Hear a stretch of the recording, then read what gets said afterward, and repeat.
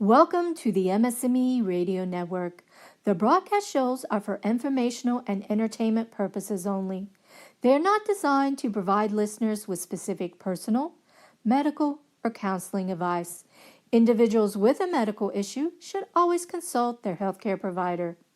MS&Me is not responsible for content of individual shows. The views expressed by show hosts or their guests are their own. Enjoy the show.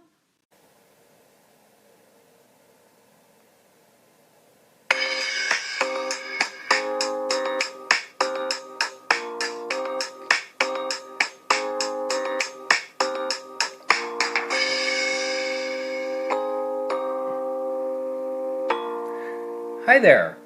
Welcome to the 79th episode of A Couple Takes on MS. Hi, this is Dan Digman. And hi, it's me, Jennifer Digman. We are a couple. We've been married for almost 14 years, and we both have multiple sclerosis. I have relapsing remitting MS, and I was diagnosed in 2000. And my multiple sclerosis has progressed.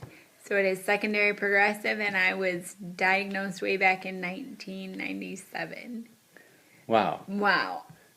So welcome to the show, and what we're talking about today is MS travel tips, summer 2019. I know that we've talked about travel tips, and I think it's everywhere, and I think everybody wants to know just insights. I mean, I still want to know. I anytime I see stories come out about travel tips, I'm like, what's going to make our trip easier?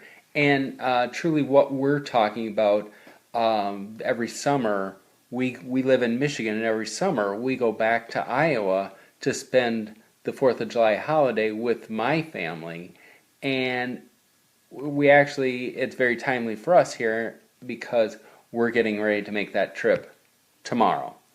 And the number of years, as Dan said, we've been married for almost 14.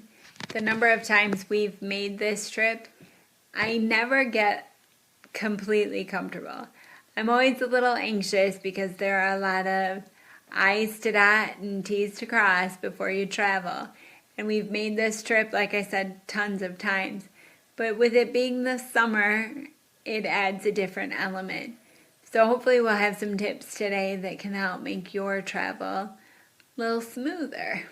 And what we're looking at right now, day before, and obviously these are just our tips and experiences that we've learned help with our MS and MS-like symptoms and things that help make it easier. And one of the biggest things that we do the day before, and this is not a paid sponsorship, but we eat pizza. The night before, we go and get a Little Caesars hot and ready pizza and some crazy bread. And obviously, we're not talking this is the healthiest, but what it does for us is it gets us some food in us full of sodium, really, to make it easier, because with the MS bladder, this helps control it tomorrow when we're on the road.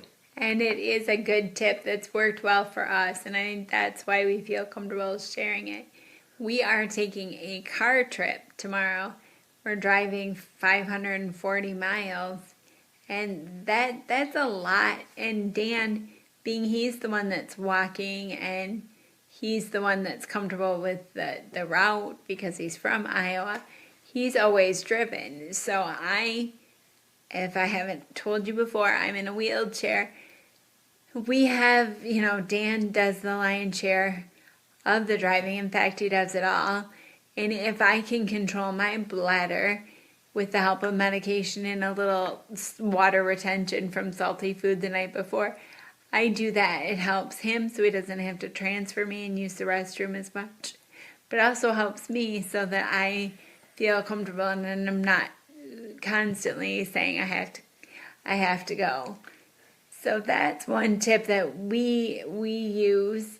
But if you're flying, even if you're taking a 2-hour flight, by the time you factor in the airport time and the cabs or whatever situation, sometimes if you can play a little game with your body like that, Because certainly we're advocating that you drink water as soon as you get to your destination, and that ties into another one of our tips. We freeze bottles of water, and we freeze those because, like I said, we are taking a car trip, so we'll have a cooler with our leftover pizza so that when we get hungry on the 9-hour drive, we can stop and eat a quick lunch. But also, if we have the frozen bottles of water, it'll keep the food cold.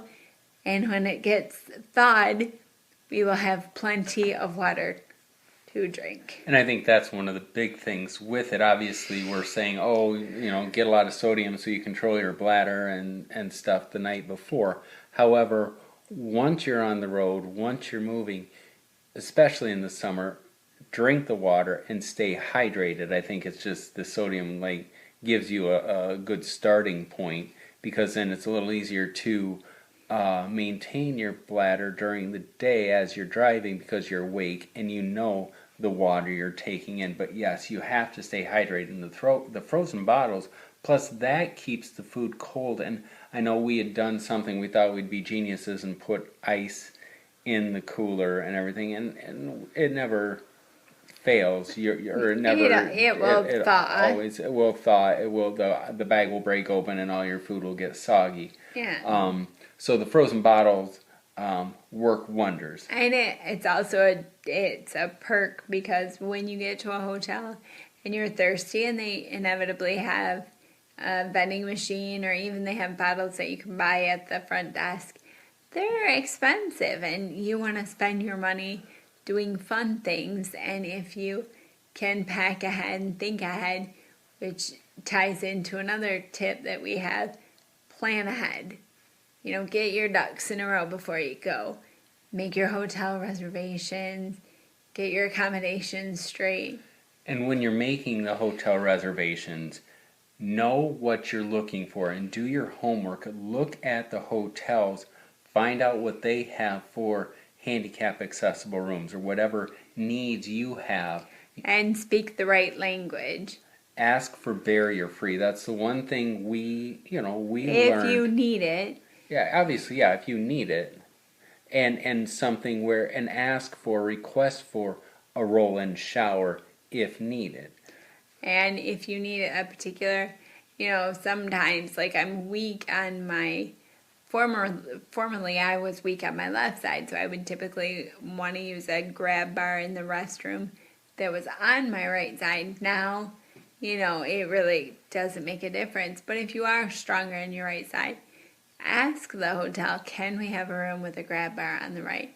Or just even make sure that the bathrooms have a taller toilet, grab bars, and if they don't have a roll-in shower, that they have a shower chair that you can borrow. Those little things that make it easier. And for my wheelchair, that's why I request barrier-free, because I don't know if you've traveled much out there in listener land, but sometimes you get hotel rooms that have so much superfluous furniture where you're just like, that coffee table or that really nice chair that's in the way is in my way. So if you can just kind of move that or have it barrier free so I have enough room to roll around. That's just a simple little tip that makes the journey a lot better. And don't be afraid when you're at the hotel to ask for help. Or there's been times where we've gone in wanting the grab bar on the right side. You get in and it's on the left side. Ask them, is there another accessible room we can look at that would have a grab bar on the different side? And you're not being like snotty picky. It's like these are needs we have. And I think another tip that we learned too, and this sounds so tacky, but still. But if you don't get a roll-in shower and you're in a wheelchair and you need to wash your hair, I mean, the ice bucket doubles up for a nice bucket of water to help with, washing hair and stuff, just and to rinsing rinsing and keep it clean. So I mean, use what they have, and I mean, it's just a matter of asking the questions to get what you need. Because you are on vacation and you want them to make the most out of your trip. And also, too, one thing, it's inevitable that when we get into even the most idealistic, picture perfect, accessible, barrier-free room with grab bar on the correct side and roll-in shower and everything. The reality is I always have to do some sort of remodeling. I have to move a nightstand. I have to move this. I can do it, just to be able to make the transfer into the bed easier, to get Jennifer closer to the bed. We have to move. Obviously, yeah, we'll move it back to when we leave, but I can do that. However, if you can't move the furniture and need it moved, the people at the hotel are not going to mind moving it for you if you ask. And we always say when you're traveling, kill people with kindness. I mean, what do you say about? Yeah, catch more flies with honey than vinegar. So if you're really friendly and nice, people will want to help you. And if you're unhappy and you're having bad service, certainly I don't want you to lie through your teeth and act like, oh, it's all good. But be reasonable. And I think pretty much every hotel chain or accommodation, they want to do what they can to make your stay the best.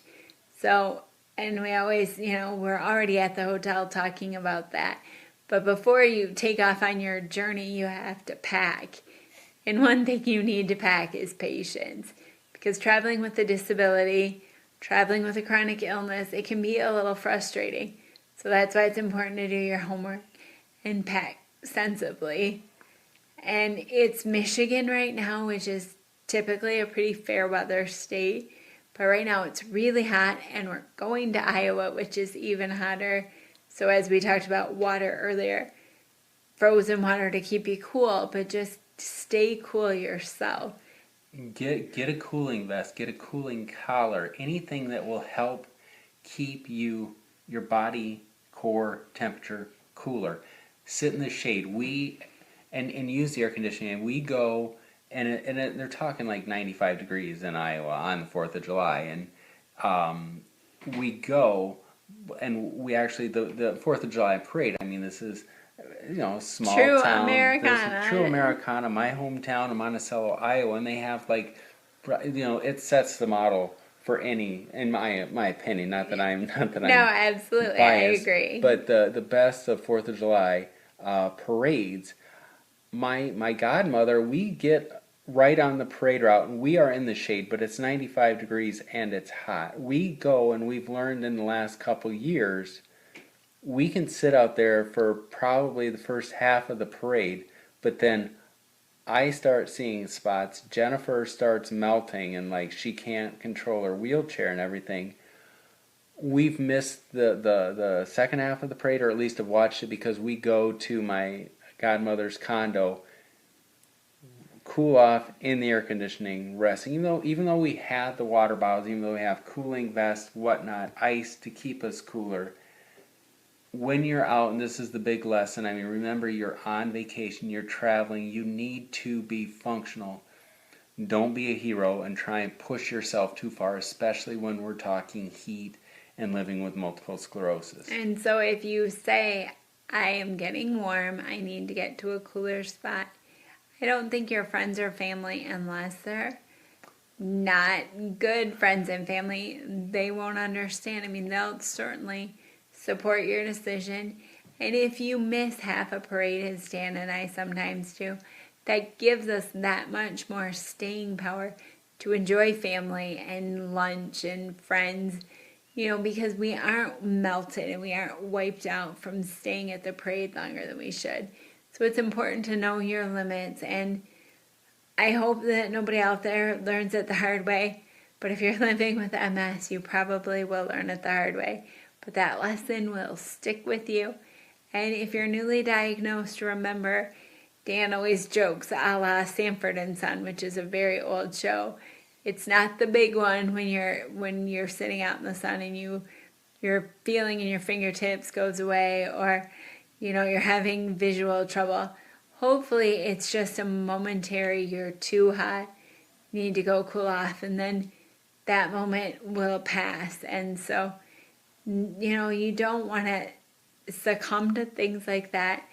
And if you do have one of those instances, hopefully you can get over it and you will know better next time so that you can enjoy your friends and family. Another tip as we're talking then today about summer travel tips or travel tips for summer 2019. When you're traveling, do what you can. Yeah, Jennifer had made the point. I mean, the day before, fill up your van, fill up your car, whatever. Fill it up the day before because that's one less thing you'll have to worry about the day you're actually traveling. But Jennifer had commented that just like you're filling up your van, get a good night's sleep the day before you travel so that you too have a full tank of gas. That is true. I know that the urge and you'll feel the urgency, but if you start preparing for your trip a little before the trip, you won't be frantically packing the night before and sleepless. And especially if you're taking a road trip, you want to have that full tank of gas in your body and in your car. And speaking of gas, another thing I thought of is as we're staying hydrated, gas, water, liquids, we're staying hydrated with water. I no longer can tip back a bottle of water. It's just too difficult for me. Well, I don't know what grocery store you shop at, but I go to the grocery store and I can buy a good sized box of straws. And I realize that some people have environmental things with using straws, but you can buy metal straws that you can reuse, but just have a straw handy so that if you can't tip back that bottle of water, just pop a straw in there and replenish your liquids that way. And such a minor thing, but it makes such a big difference. It makes a huge difference. I mean, just so that you're able to, drink the water while we're traveling, and because I can hold the bottle up and you can use the straw that way. And with that, as we talk liquid and everything, obviously then inevitable for a 9-hour trip, you will have to stop and use the bathroom. One of the things we learned, especially traveling distances like we do on the interstates, there are the rest areas. Note that just because it says accessible doesn't necessarily mean that it will be the accessible restroom you need. The newer ones are awesome, and even if they don't, what's best about those is most of them have family restrooms, and that is so fundamental for Jennifer and me because I have to help her transfer in the bathroom, and so those that have family restrooms are just ideal. However, when they do not have a family restroom, which is, often, if we go in and speak with a restroom attendant at the rest area and say, would you close half of the bathroom? Would you close down, they'll close half of the available bathrooms just so that the women's rest. For cleaning. Yeah, for cleaning. Thanks for thinking of that, babe. So that Dan and I can go in and use the bathroom quickly without being an inconvenience to other people using the restroom. But there are a number of places like restaurants across the country that have family restrooms. It's becoming, as the society ages and the need for like mixed couples, like men and women, having to help each other in the restroom, it's becoming more available, more frequently available to get that family restroom, which is something that, you need to utilize. And I think that's so important. I know that when Dan and I used to drive to Iowa in the beginning, we would take a route that was probably about half an hour to an hour further because we knew that there were really accessible restrooms. And even still, just thinking about the early days when we would go back to visit your family, we would go during the winter. We would go for Easter, which, again, we have that wonky Michigan weather.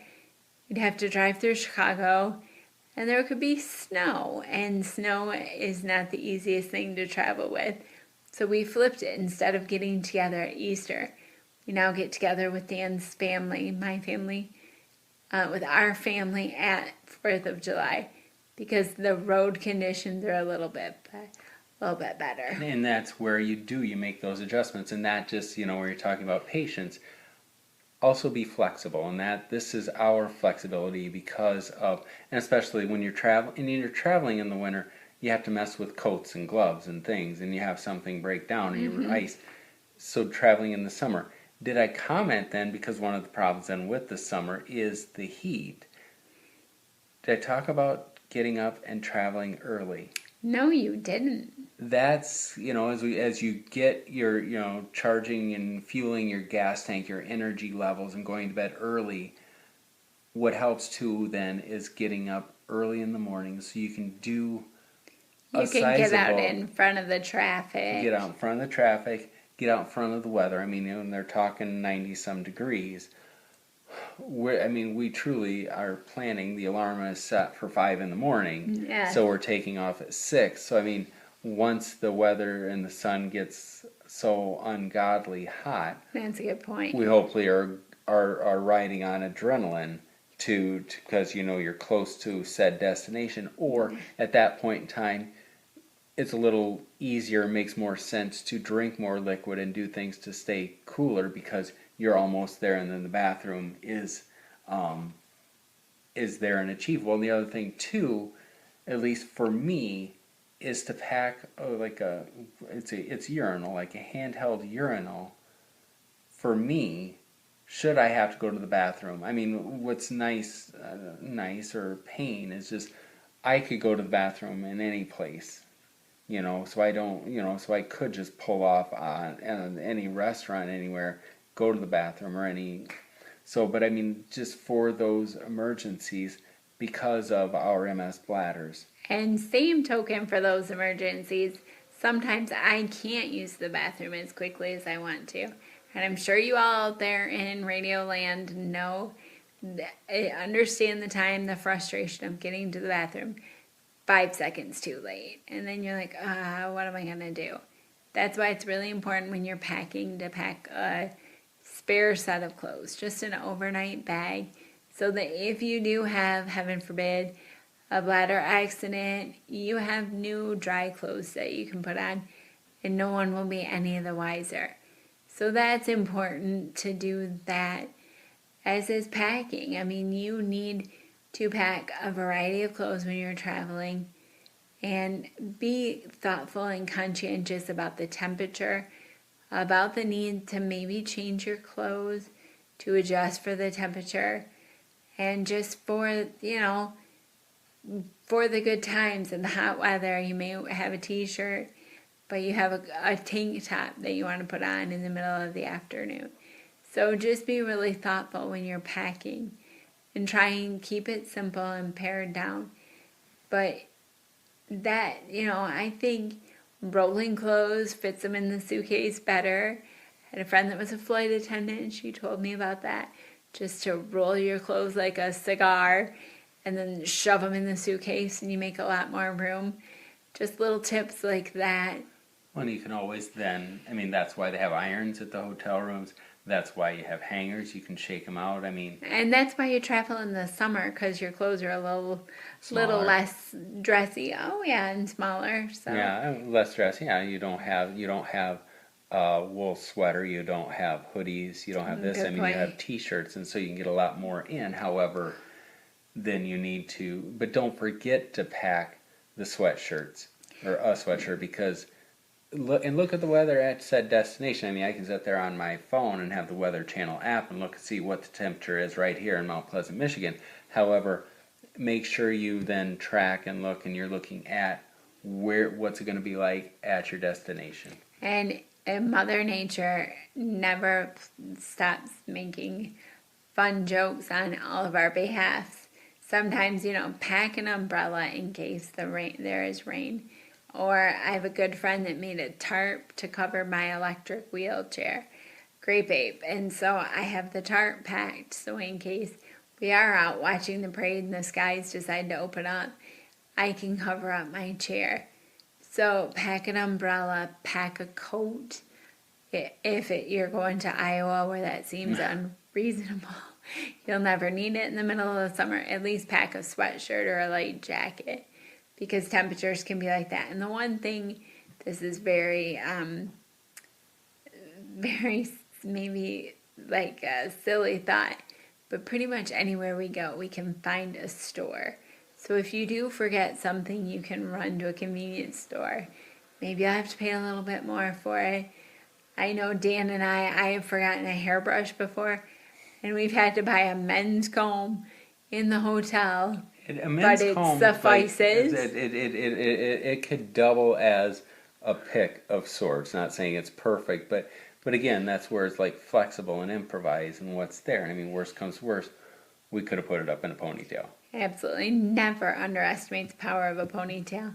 And always think about the resources around you. The National Multiple Sclerosis Society is in all 50 states, and if you can call their number, maybe they could help you with some resources if you need something. Or if you're visiting family and friends, see how they can help you. Because that's really important. You want to have a good time with your summer travels. And that's, at the end of the day, what an awesome thing. And feel proud about yourself that even though you're living with multiple sclerosis, that you're still out there, you're still doing it, and just believe in yourself and believe in the friends and the people that you have accompanying you on said trips. Let us know. Check it out on our website. We're danandjenniferdigman.com, or find us on Twitter at danjendig, and just let us know, what tips do you have for traveling in the summer and getting from point A to point B despite this disease. We gave you some tips. We'll post more about that on our website. And hopefully some fun photos of our travels. And if you are going out and traveling yourself, look us up on the website or on Twitter, and we can exchange some photos and tips. And thank you very much, and have a great summer. And thanks again to the MS&Me Radio Network for having us along. This is a Couple Takes on MS. And thanks to the Blue Draft Kid for composing the song for our show. Take care.